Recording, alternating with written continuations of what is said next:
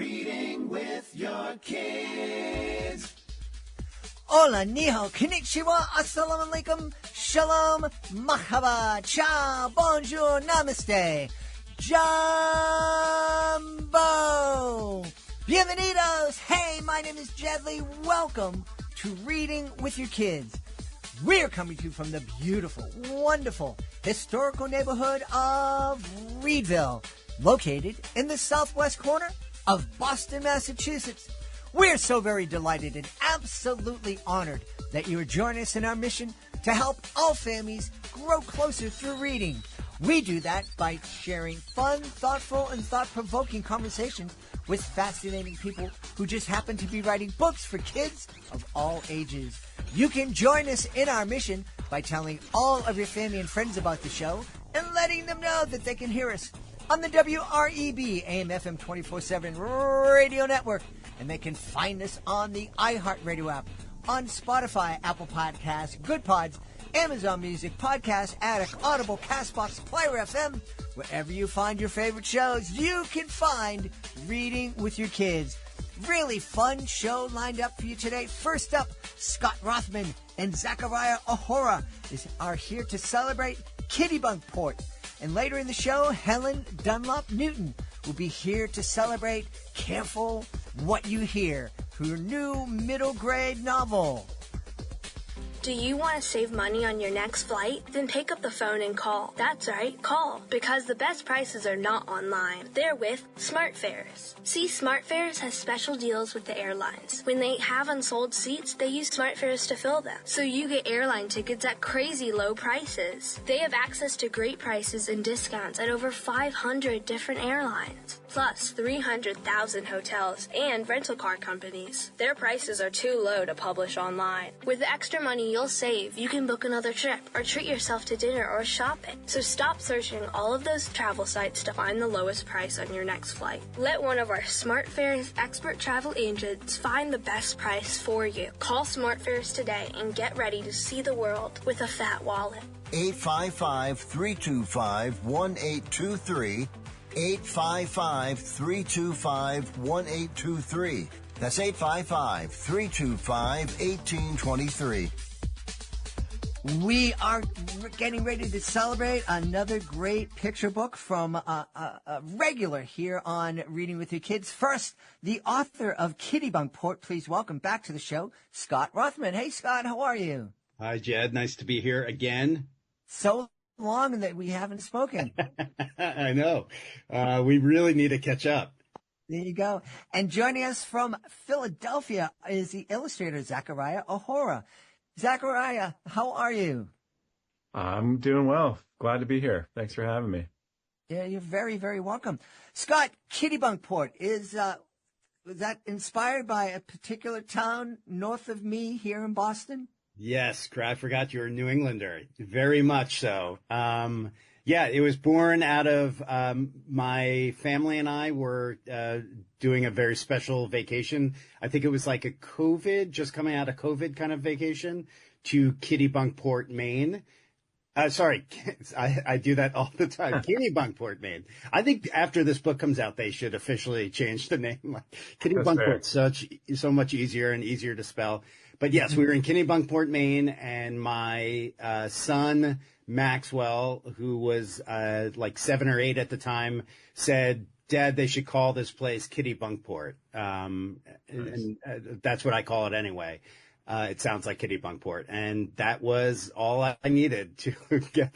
I mean, the whole story sort of more or less came to me right as he said that. Like, okay, town full of cats in Maine, coastal town. There's a lighthouse involved. We'll make that lighthouse haunted. A bunch of scaredy cats. Okay, here's the story. So that's a little bit of a synopsis of what Zachariah and I's book is about. Yeah, it's funny, Scott. We've talked about this in the past. Oftentimes, books just come to you with a phrase or a word or a name. That is true, and oftentimes they come from my children, which is the best. And I would love to just press pause on their maturation so they could continue to give me great ideas like Kittybunkport.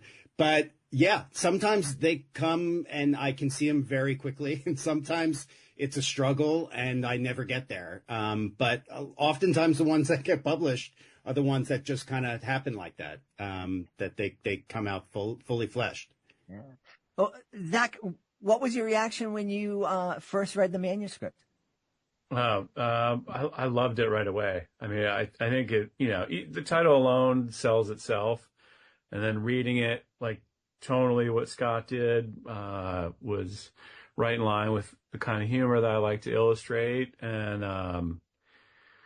right away I knew that like I wanted to illustrate it. I had a, idea of like what it would look like, and, making cats, drawing cats is fun. And, so it made sense to me instantly. Yeah. Are animals kind of the type of character that you really enjoy working with? Yeah. I draw a lot of people as well. But yeah, sort of the overall umbrella of my studio I call Fuzzy Town. So, a lot of cute, fuzzy animals in that world. So that's my, my spot. Yeah. Scott, you and I were talking, we've talked many times, and it seems that you have an ongoing relationship with a lot of the illustrators that you've worked with in the past.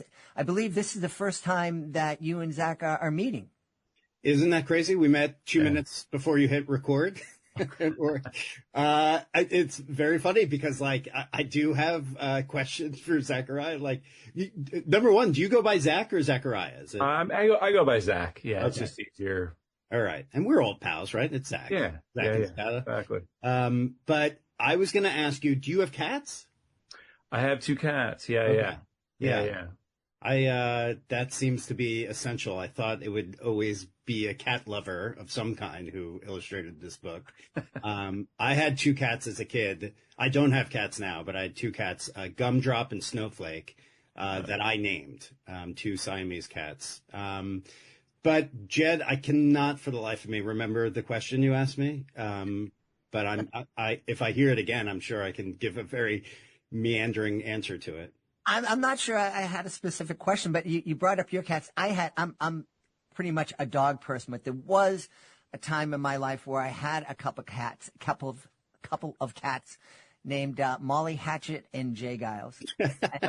Jay Giles? Jay Giles, yes, Jay Giles. That was one of my favorite. That was one of the first tapes I ever bought. Really? Yeah, Centerfold, and I can't remember their other song. Jay Giles. Yeah. You were listening to them when they sold out. I mean, I was a big Jay Giles fan from the start. They're a Boston band, right? Aren't yeah. They? Yeah, Yeah, big Boston band. Nice. I think I saw them 15 or 16 times, and in all sorts of venues. And I was really happy for them when they came out with that album, and they kind of hit it big for a couple of years. But I was surprised to learn that most of the band members didn't like playing that stuff, so they went back to their blues roots. I had no idea they were like a serious band. I thought they were like this jokey Centerfold band.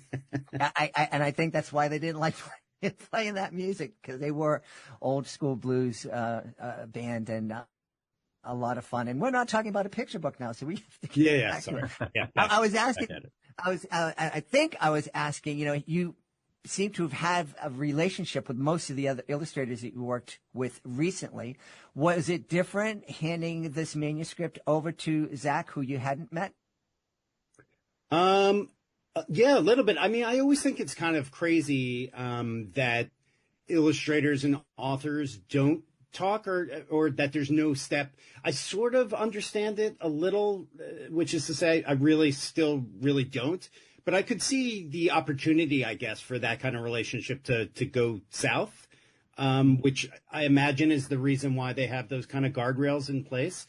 But as like Zach doesn't need my direction at all, but like it would have been. It's always nice to like be there to answer a question if they have them, or just to kind of meet someone. I mean, you're making this thing together, which is the best part of it.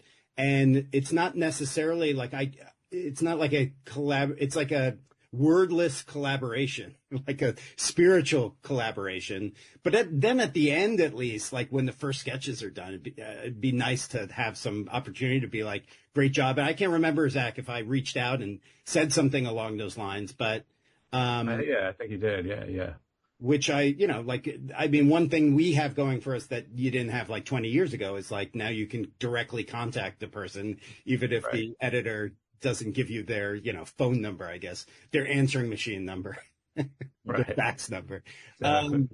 But I will say this, and Zach knows this, I've been a huge fan of his for years and knew he was always on my like absolute dream wish list of people I wanted to work with. I think I had reached out to you years before this book. Yeah.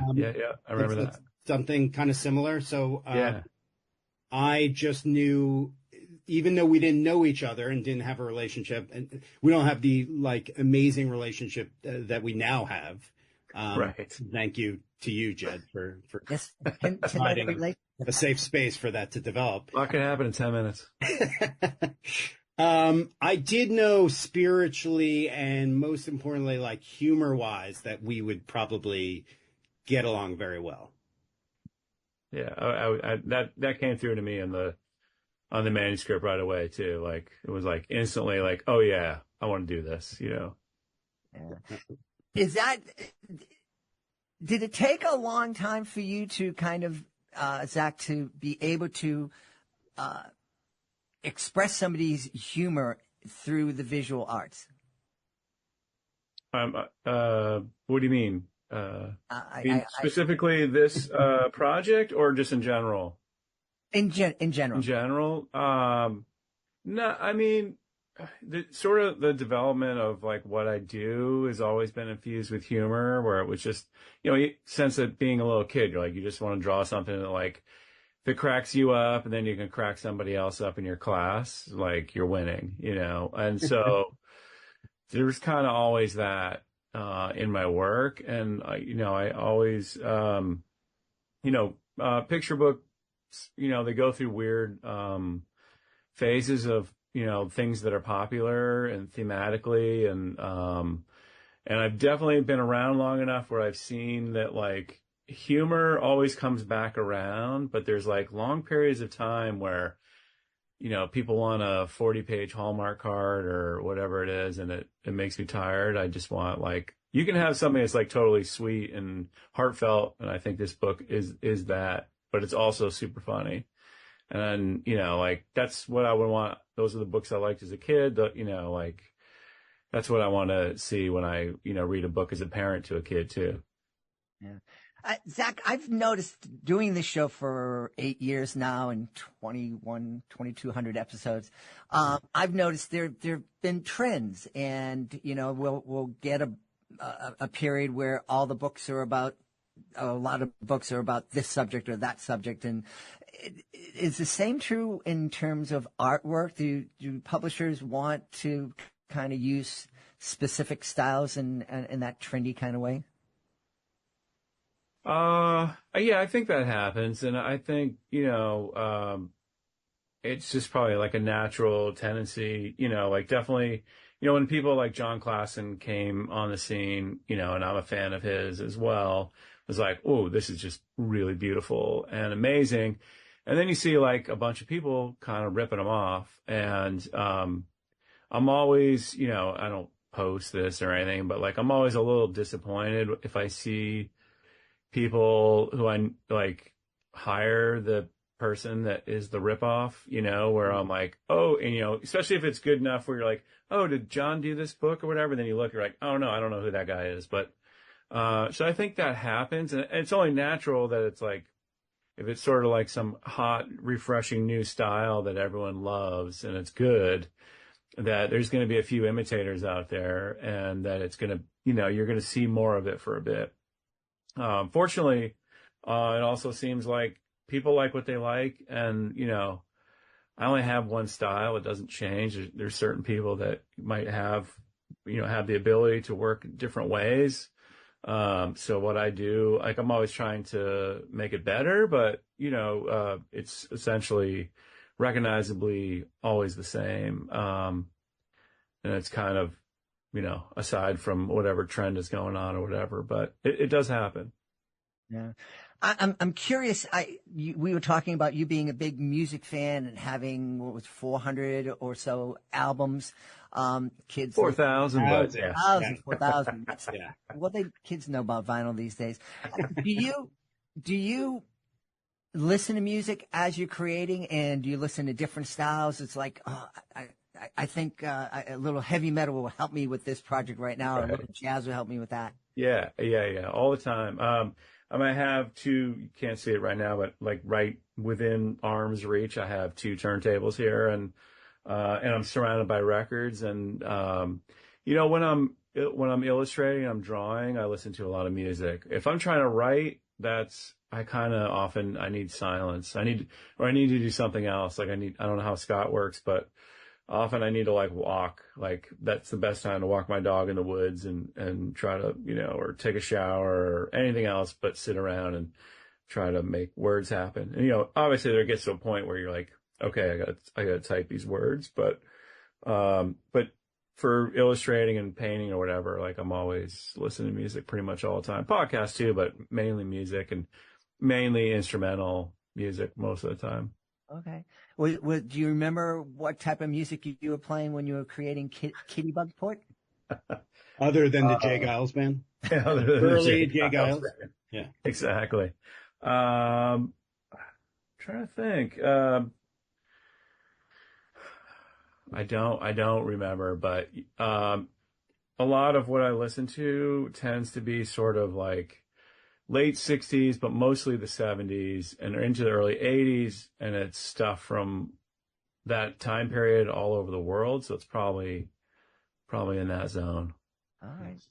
Yeah. I'm so glad you said that about writing. I think that writing as it applies to listening to music, I always sort of had this kind of romantic idea that I would listen to music, and that I would listen to music that kind of was thematically right for whatever I was writing. And I would listen, I'd be jamming out, and it would seep into whatever I was writing. Right. But just like you, I it's so boring around here writing is unbelievably boring to begin with. And hard. Which would be helped by music, but it gets in the way. And even hearing the instrumental versus, stuff with lyrics, that is like that. I go to sleep listening to not instrumental music, but podcasts with no commercials and no music. And it has to be a very specific kind of thing. And it's interesting that that's the kind of stuff you're instrumental music makes total sense to me. Yeah. In terms of writing and music, or even listening to podcasts, I'm the same way. If I'm doing show notes and putting things together, I must drive my wife crazy because I'll have something on, and then it's like, oh, I have to review what I just wrote and shut it off, and go back and edit it and put it up, and then we turn the music or the podcast back on. Yeah, I think that's kind of key. I think that I have the same romantic concept that Scott has. I think it's from just watching movies or something where you have to have some kind of music underneath, showing this, moment where the eureka moment where the creative person is creating their thing. And it's that's not really realistic. More often than not, same with Scott, more, my kids are older now, but when they were younger, it was more you're watching them at the playground and, making sure they don't get hurt, and they say something or do something that triggers an idea, or, you're doing something else, but your brain is kind of working on it or working on a current project that you're working on. It's not the lovely, typing at the typewriter and, you've got your, carafe of whiskey next to you and, music's flowing. Windows are That's open. what I signed up for. That's why I wanted this job. I wanted the bourbon. I wanted the Rachmaninoff inspired background, and none of that is true. It's just pain and misery and naps and showers. Yes. I love the shower. Showers, naps are key too. Yeah. Shower. I heard of people singing in the shower. Are you in there creating text for a picture book in the shower, Scott? I am in there feeling bad that I got no work done and Yeah. or like avoiding something and trying to turn it all off in my head, and that's when it turns on. Like I couldn't be more aligned with Zach on all this. The walk is enormous. I mean, the walk is like the writer's best or creative person's best friend. I mean, that's where that subconscious is like really, really working. You don't have to do anything, and that's when the best stuff comes. And that's obviously the best thing to do when you're feeling blocked or, nothing's coming. Like, go take a 2-hour walk. Everything will seem better after that. It's true. Yeah. It's frustrating that we know this and we don't encourage our kids to do it. They're sitting at the table doing their homework, and it's like we're trying to pound them over the head with, how can you not get this? And all they need to do is take a walk around the block and be back, and boom, it'll get there. Yeah. And a walk where you're not just staring at your phone. Right. Yeah, that's key. Being kind of bored. Mm-hmm. Crucial. Do you, Zach, are you a brush and paper guy, pen and paper guy, or do you use technology in your art creation? Now I use Procreate for most of the books, and I did that for Kittybunkport. Up until the pandemic and the lockdown era, I always painted with acrylic on paper, and it just was. There was a nice moment where when I was delivering like all these finished paintings, and I live close enough to New York that I could take them up to the publisher and get a free lunch from them and get to see people in person, which is cool. Cause like Scott had mentioned before, like it's a solitary existence kind of, and people are very excited about that. And then that kind of in the, that era, it shifted where, it was a whole pain for everybody to get proofs, and, no one was at the office to receive the paintings, and then color correcting just was like an added expense, even though like printing and everything else became cheaper and you could do more things, which is cool. Like you get your case covers, illustrated, and they could be different than the dust cover or whatever, dust jacket. At the same time, people are like not really prepared to deal with actual artwork anymore. And in fact, we end up spending more time, fixing like whatever the scanner did to, like the ridges in the acrylic paint on my stuff, like, cause it would kind of give a reflective light. And then it would just, I mean, my work is already kind of flat anyway, purposely. So like that would just end up being more time and money that like I could tell no one wanted to deal with.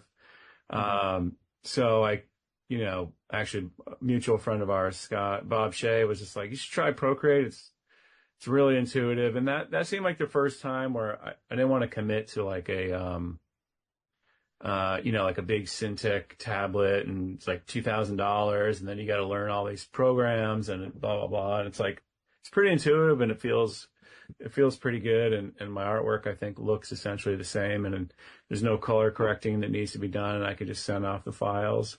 And I also like secretly hope that that I'll start painting again just for fun, because I haven't done that for a couple decades, where, you just get to that point where you only have so much juice, and you're like, well, if I can't make money with this, or it's not like an idea concept for something I can make money with, I don't really have time or energy to do it, even though it's what you love to do.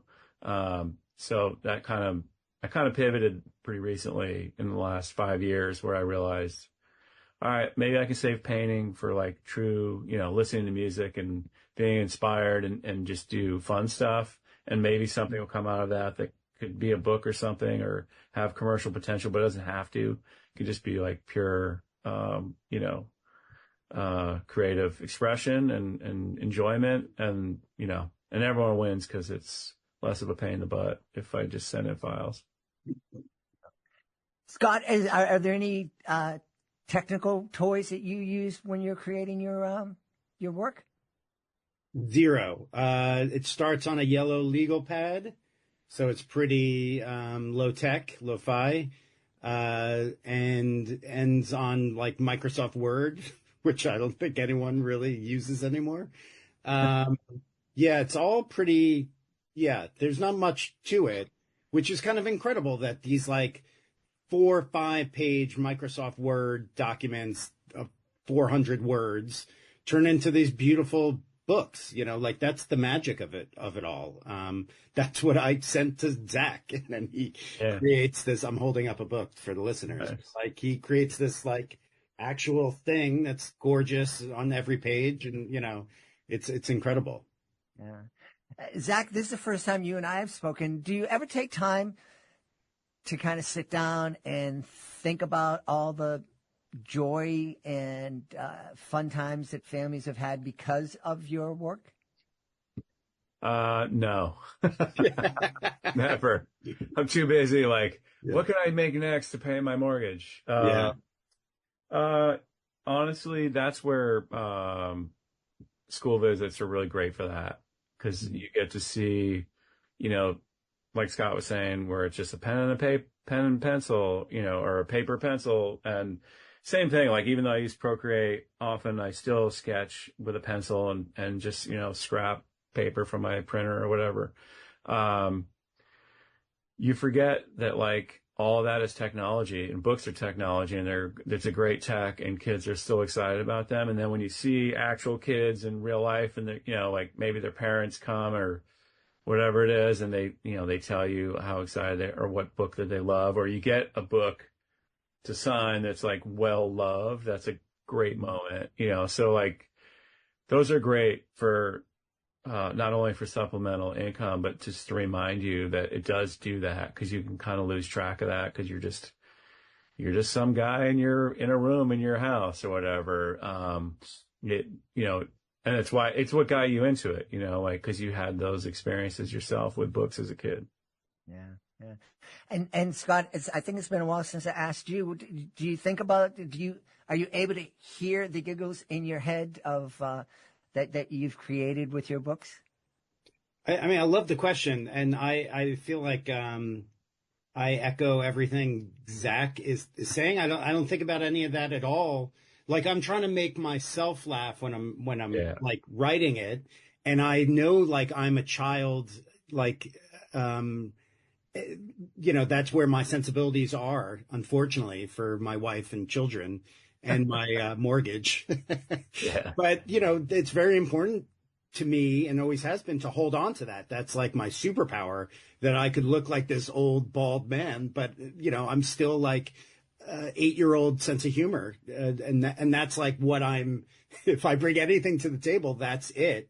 But I don't ever really, I do think of the audience sometimes, and just like Zach said, going to see schools. I did a virtual visit this morning, and it is a nice reminder like that they hit. And I do, because I've done a few of those. I haven't done a ton, but I've done a few.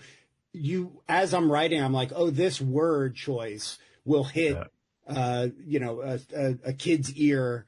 It'll be fun to read this out loud to a kid if I use this choice rather than this choice that might make a adult laugh, or might fit better grammatically, but like I know this word will kill in a read aloud. But no, I like kind of again have this fantasy that like, when I'm sitting in my like Scrooge McDuck cash jacuzzi, that I'll like think of all the people who've loved my books and whatnot. But no, exactly like Zach, like I'm still out here hustling, and it's on to the next book. And to me, the making of the book is the really fun part. Figuring it out, the puzzle of the book, like making it as good as it possibly can be, and that it made me laugh, and that I feel that there's part of me in the book. That's really important to me. And then once that's done, it's like on to the next one. Like, can I do it again? Right. That's where I get the juice of it. But I do someday would love, if that's true, that there are all these people enjoying the book out there, I would love to marinate in that at some point. Maybe when my kids go to college or get married. Wow. And Scott, I thought coming on Reading with Your Kids podcast was the best part of writing for you. I don't, Did I not say that? That's what I meant. Was that not in there? Yeah. Let's tell everybody where they can go to find out more about Kittybunkport and more about both of you. Zach, why don't we start with you? You can find me on Instagram and at Fuzzytown, and my website is fuzzy.town. And you can find Kittybunkport wherever you buy books, ideally indie bookstores, but, all the big names as well, and your library. Yeah. Scott? I am at scottrothmanwriter.com. That's also my Instagram handle. And I've never said this out loud, but I should. On my website, you can contact me. You can email me, and please do. That's what it's there for. I would love to hear from anyone and everyone. Good. I was going to say good or bad. I don't know if I'm really built for the bad, but sure. Let me know if you're out there reading. Zach, you should know this is the first time Scott was able to remember his website of all the times he's been on the show. It is a mouthful. I don't know if those kids are going to remember it. You might want to, think of a new one eventually. And I mean, fuzzy.town, that's, that just hard rolls to off forget. the tongue. Yeah, that's true. But even though, I'm going to put my best people on this. Yeah. We've had a great time talking to the author and illustrator of Kittybunkport. Our guests have been Scott Rothman and Zachariah Ohora. Hey, my friends, thanks so much for being on Reading with Your Kids. Thank you so much, Jed. Yeah, thanks a lot. It's been really fun. Yeah. Have you outgrown your health insurance plan or just not happy with what you're paying for? The number one reason we all change our health insurance is price. Are you paying too much for your health insurance? Would you like to have better coverage at a better rate or at little or no cost to you? Your life needs are always changing, but have you done anything to improve your health insurance for you and your family? Health insurance laws and coverage are always changing and getting better. It's impossible to do all the research yourself, but now it's all done for you for free. So regardless of your age or medical condition, take a few minutes right now and find out if you can save money or even qualify for zero-cost health insurance in your state. Call now. Paid for by cheaper health insurance. 800-932-1656. 800-932-1656.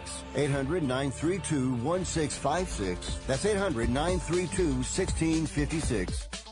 Join us right now from the great state of Oklahoma. Our guest is here today to celebrate book 2 of her Did You Hear What I Hear series. It's a series of great middle grade books. The name of the new one is Careful What You Hear. Please welcome to the show, Helen Dunlap Newton. Hey, Helen, how are you? I am terrific. Thank you. Glad to have you here. Tell me, Careful What You Hear. That is a title that piques my curiosity. Yes, I have to talk about the first one in order to tell you why it's called Careful. The first story is Do You Hear What I Hear? Mm-hmm. And I've sat through a lot of writing workshops where they talked about we need to be diverse, write about diverse characters. But I'm not terribly diverse. And so I knew there are lots of kids who are different from other kids, more than just skin color or accent or language. And it hit me. It's tough row to hoe. That's an expression probably a lot of your listeners won't understand. But it's tough for a kid to come in who is deaf. Yeah. And then I thought, wow, how much tougher would it be to have this thing on the side of your head, a cochlear implant? And I wrote that in the margin of those notes, and that's where that story began. But it begins on the day when Noah, who has gone deaf from a car accident, when he is going to have his cochlear activated. And I'll tell more about that as you ask, but that's where the do you hear what I hear came from, because a cochlear, the sound is not just amplified voice and sounds. It's all kinds of hissing and clicking and robotic, and they can adjust it, but the brain eventually catches up with that and associates that with sound. And I know that it's greatly improved even since I first wrote this book. But in the second one, I thought, okay, I need something similar to the Do You Hear What I Hear? And so I thought of, careful what you hear. Because because Noah, eventually you find out he can hear thoughts through this cochlear. It was an accident that he got this government experimental model, and it's only worked on him. But he finds out very quickly that it's not always good to know what people are thinking. So careful what you hear. Yeah. Well, certainly, I am both intrigued and terrified of the prospect that it someday with technology and implants and all that other kind of stuff, that people are going to be able to hear each other's thoughts, or more frightening, people will be able to hear my very bizarre thoughts. And so I'm glad I'm at almost 100. I probably won't be around for that, development. I don't know if it's an improvement or what, but I love the idea of celebrating diversity in terms of welcoming a kid with a difference into a group. I do too. And like I said, that, all middle school kids have terrible insecurities, and they all feel so different, and they all want to be just like each other, and they're not. And that's the importance of having diversity in middle grade for sure, but any book, any child's book. Yeah. I remember when my son was in middle grade, I always volunteered to drive, whether it was my son and his friend, daughter and his friends, not because I'm a kind, generous soul, but because I knew if I sat in the front seat and just kept my mouth shut, I would find out everything that's going on at that school. So parents, that's a tip. Go for it and volunteer. Keep your mouth shut and listen. The key is keep your mouth shut, because once you interject, it's over. Well, that's what I learned. I'm listening to these. I think it was 6 guys. I had a minivan. I had 6 guys in the back, and they're not talking to each other. They're just taking turns talking. I soon realized that they were trying so hard to demonstrate that they know what's going on. And actually, none of them knew anything. And at one point, I interjected and I said, would you guys stop trying to prove to each other you know what's going on? None of you know anything. So just be quiet and start talking to each other. Good point. So you mentioned that you were teaching 6th grade. Tell me what, and it sounds like you fell in love with those kids. Tell me what it is that you fell in love with. I'm sorry, say that again. Tell me what it sounds like you fell in love with that age group. And so I'm curious what it was that you fell in love with. Well, I've always been a studier of people. I didn't realize that's what I was doing it as a kid. And that's a long story why I probably did that as a kid. But I try to understand people, why they act the way they do, why they say the things they do. And I knew, because I've worked with kids beyond public school all my adult life, and ages kindergarten through high school. And you're right. I mean, they try to cover everything up. They want to be like everybody else, but then you see them when they don't know people are watching or whatever. And I just love to watch a kid grow and change and become comfortable with who they are. And sometimes I don't see that in a classroom in a year's time. But just this weekend, I met with at a book signing with a former student. And he's a successful young man, has a beautiful family. And, I just think, oh, wow, this is good. This is good. But, we all have to go through those middle years. And I just love kids. Mm-hmm. I just love, and I love to talk about books with kids, because whenever I hear a kid that says, oh, I don't like to read, Oh, that's like saying sick 'em to a dog to me, because I know from experience that I can find a book they would love, because I read all the time, and I had a huge library in my classroom, and I read every book on that shelf. So I knew how to recommend books to them. Or when I would read a book to a class, and you could just see them. I mean, they could hardly stand to know what was going to happen next. And I just love it. I love it. Yeah. One of the, getting back to Noah, that the idea that you could hear and know somebody's thoughts, how does Noah react when he discovers that? He was freaked out. I bet he thought he had done something to break the device, and it was going to cost his folks more money. And so when he told the doctor, he didn't tell his parents for sure. And that's kind of what happens with kids, is they tend to keep too many things to themselves. And but he told the doctor, and the doctor was very excited. And I'm not telling anything that isn't on the back, so okay. Not doing spoilers. But the doctor was very excited, and he said, "Oh my gracious, you were accidentally given a government experimental model, and it's designed to hear thoughts, but it's never worked on anybody till you push those buttons today." And so then they wanted him to be a spy. The government wants him to be a spy. And he's always freaked out. He's a nervous guy, has some confidence in some things, but most things he doesn't. And he's not very good at being a spy. And so they give him a partner. All right. She's very smart. Her name is Lena. She's very smart. They both have some kind of disability. His is hearing, and she has an artificial leg. And so their cover is that they're children's ambassadors for children with disabilities. Okay. And, but she makes his life pretty miserable, because she wants to remind him all the time, I'm the one that's making you look good. So, but they become friends eventually, sort of.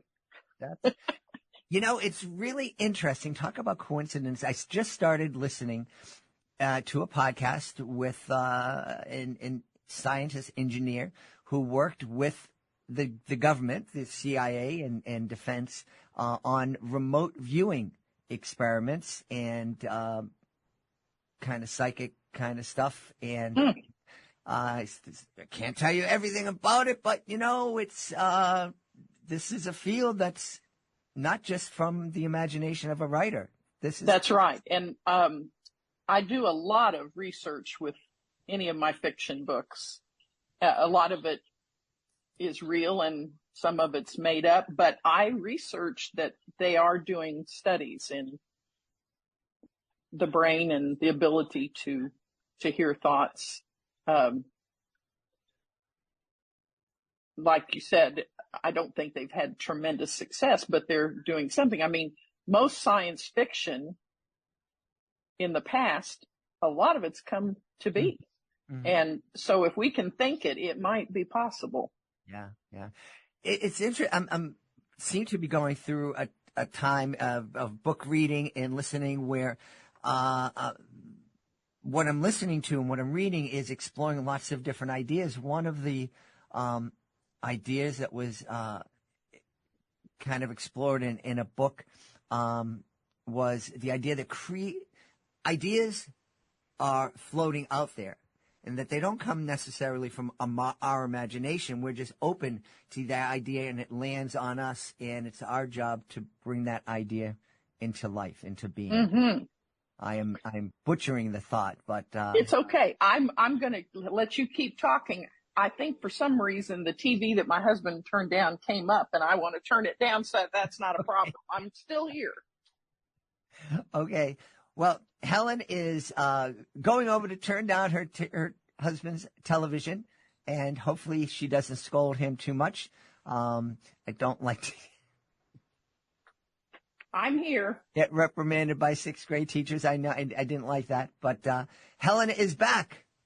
Yes. Helen is back with us.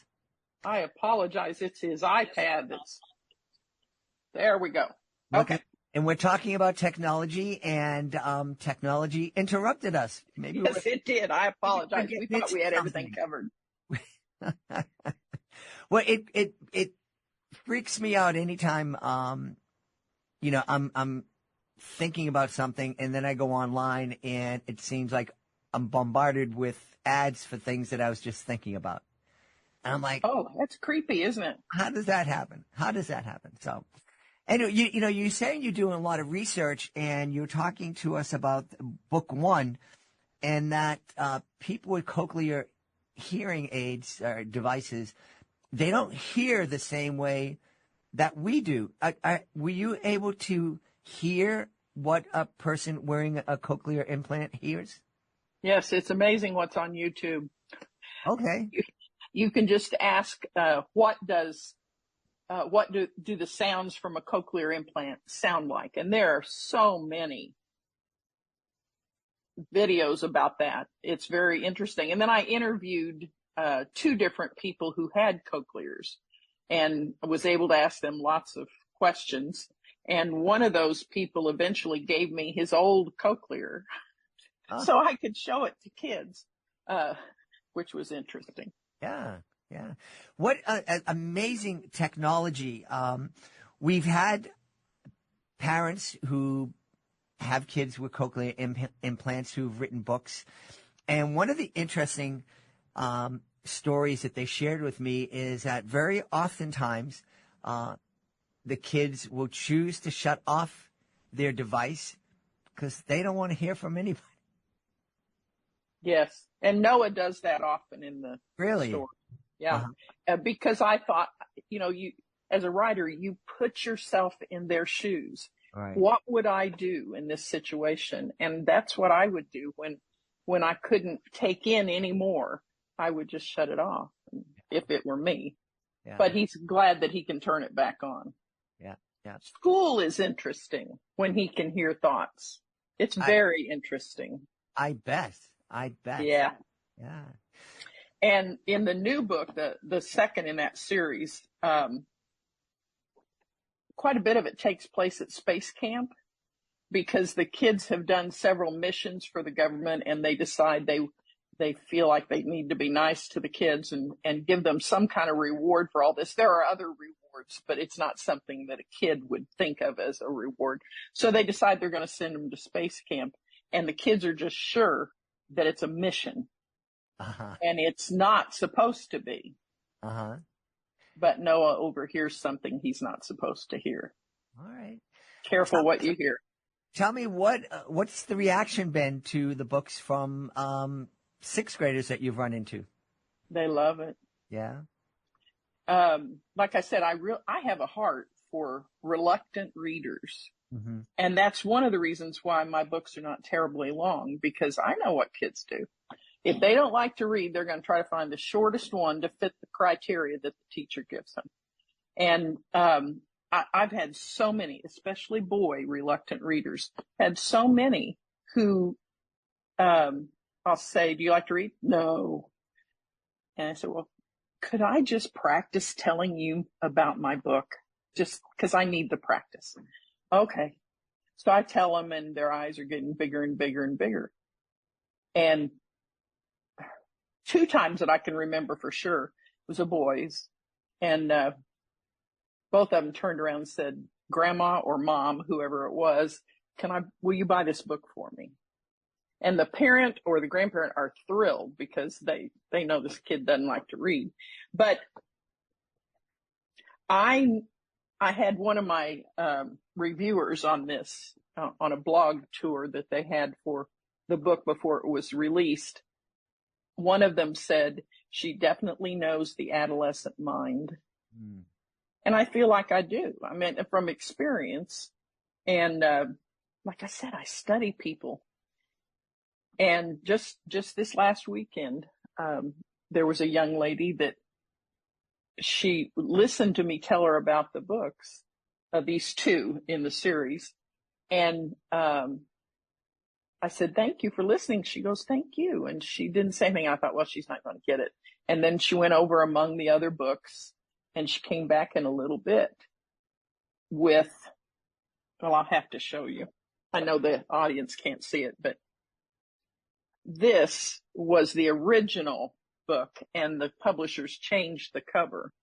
Ooh. And she didn't want this one. She wanted this one.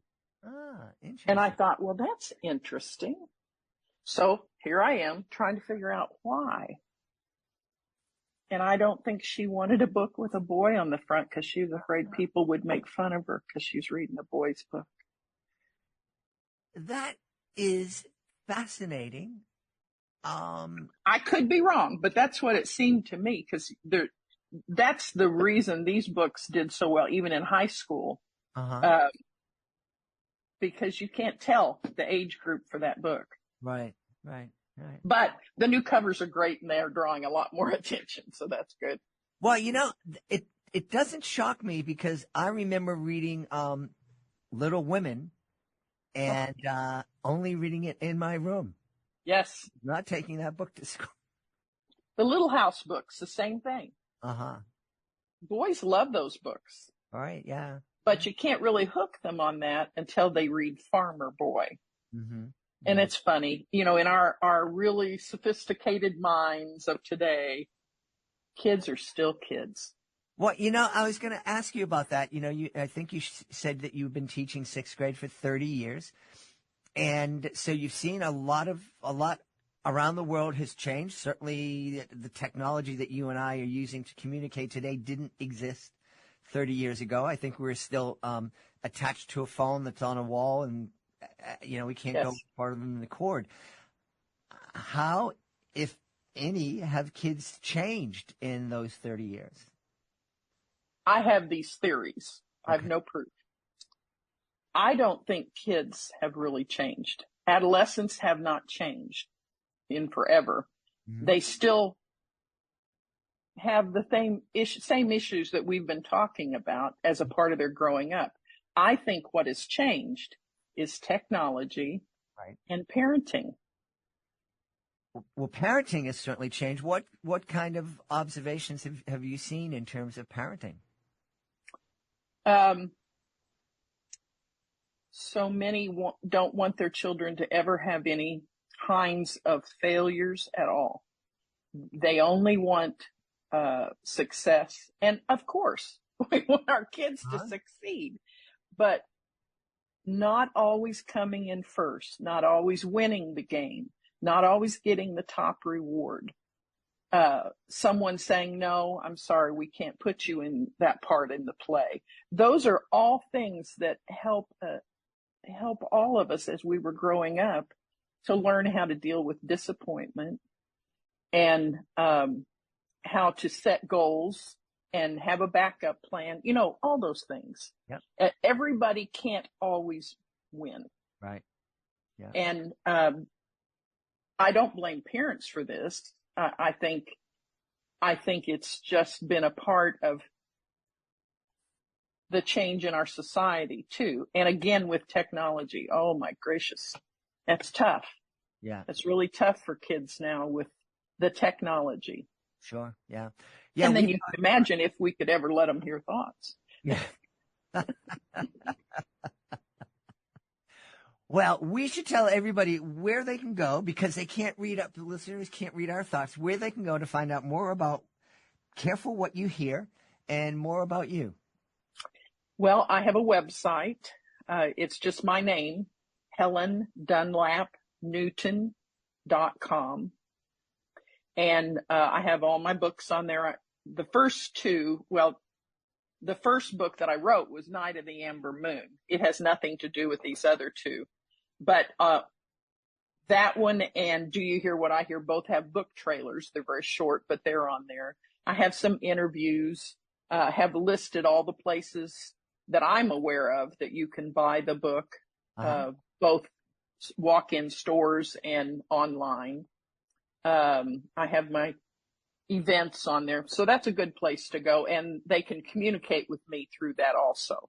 Awesome. So they don't have to be able to read minds and send. No. Thankfully. I always said, I'm glad I couldn't read my students' minds, but I'm also glad they couldn't read mine. We've had a great time speaking to the author of Careful What You Hear. It's a new middle grade novel from our guest, Helen Dunlap Newton. Helen, thanks so much for being on Reading with Your Kids. Oh, thank you so much. It's been a joy. We hope you've enjoyed this episode of Reading with Your Kids. Well, join us for the next exciting episode of the show. If you are so motivated, if this show meant something to you, if you enjoyed it, if you learned something from it, please consider leaving us a 5-star review. That's a great way to help others find the show. And also another great way to help others find the show is to send them a link to this episode. Just let them know, hey, I was listening to this podcast called Reading with Your Kids. They have these really great guests on the show. You want to check it out. That would be really helpful. We would really appreciate it.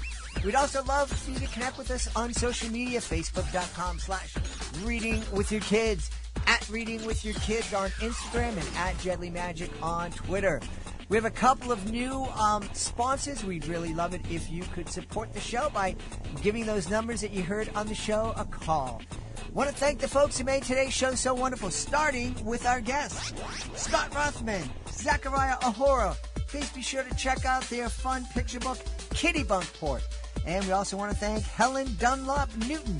Please be sure to check out her middle grade novel, Careful What You Hear. I want to thank my amazing team, Fatima Khan, Chris Doherty, Rory Grady, Stella Sheree. I want to thank my beautiful wife for all the support she gives me. Most of all, we all want to thank you. Thank you so much for taking the time to join us today. And as always, thank you so very much for taking the time to make the world a better place. And you absolutely do that every time you read with your kids. I'll be looking for you in the next episode of Reading with Your Kids.